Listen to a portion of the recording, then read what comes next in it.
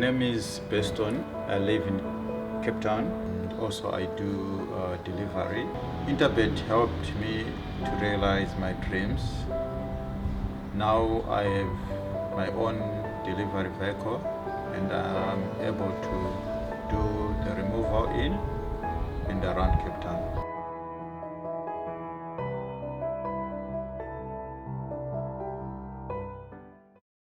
Race 8 on the card is the track and ball, the home straight Pietermaritzburg Pinnacle Stakes over 1,000 metres. The race goes at 15:55. It looks impossible to oppose the computer form sprint winner number 6, isiVungu Vungu. But more about that from Peter Muscat in a little while. Firstly, a rerun of Tempting Fate when finishing third at Scottsville on the 30th of April. And then interviews with Garth Puller, Peter Muscat and Dean Cannemeyer.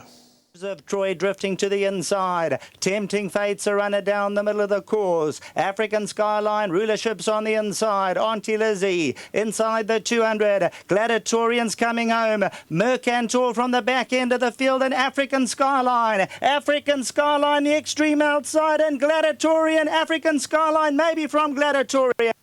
Tempting Fate, Mercantor, rulership. You don't love Scottsville? Yeah, it's a tough race. You got the sprinter of the year in the race, isiVungu Vungu. It should be an exercise gallop for him. Yeah, his runs since he's been back with me have been marginally below expectations. He has, however, galloped very well in the interim, so we're hoping to see a form return from him on Saturday. Yeah, you know, obviously the 62 kilos is always a concern with any horse. The last time he carried this weight was when he ran second to Renaissance Man after stumbling very badly at the start and having to make up a lot of ground. His sectionals in that race were phenomenal. I think he ran 3 10 and change furlongs in a row to get back into the race, and only lay down late. So if all goes according to plan and he jumps cleanly on Saturday, which I expect him to do, he certainly is the horse to beat. Yeah, Winter Baron doing nicely. He's in the deep end a little bit. He's only a 2-time winner. He's not well merit rated at all. They're taking too long to drop him. I mean, they made him a 92. They mess a lot of young horses up, and it's frustrating for a trainer. I've got to run a 2-time winner 3-year-old against a horse like isiVungu Vungu. There's no races for him, especially over the shorter distance. But he's doing well and he's quick. I'm just hoping he can run a good race. Very, very, very pleased with his run in the in-full flight stakes, and he hadn't run for about 6 months, and he ran a good race. He was there, looked like he was going to take it up and win it, and just the last 150 had enough.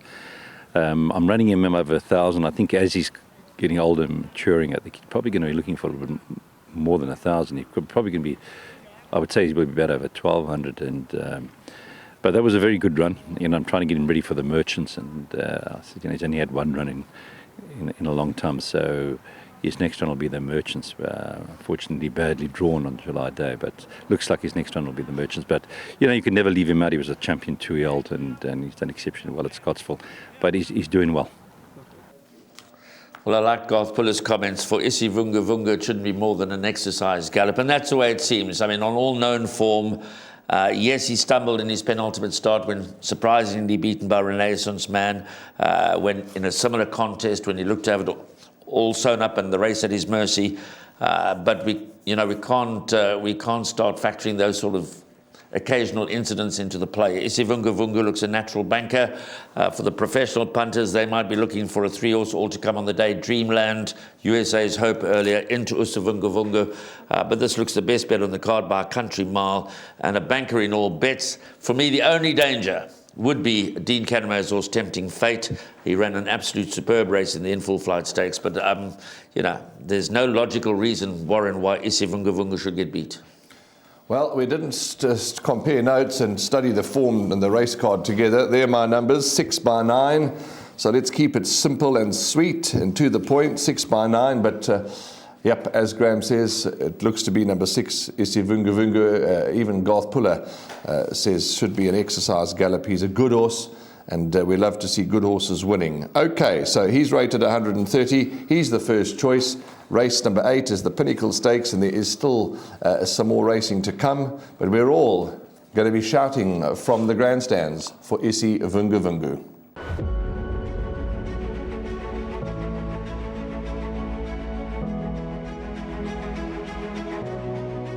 it's good fun. Days like these are great. You get the whole industry together, and to have, companies and corporations like Interbet and Cape Racing who are so generous with sort of time and energy into making a day like this possible is it's fantastic for everyone.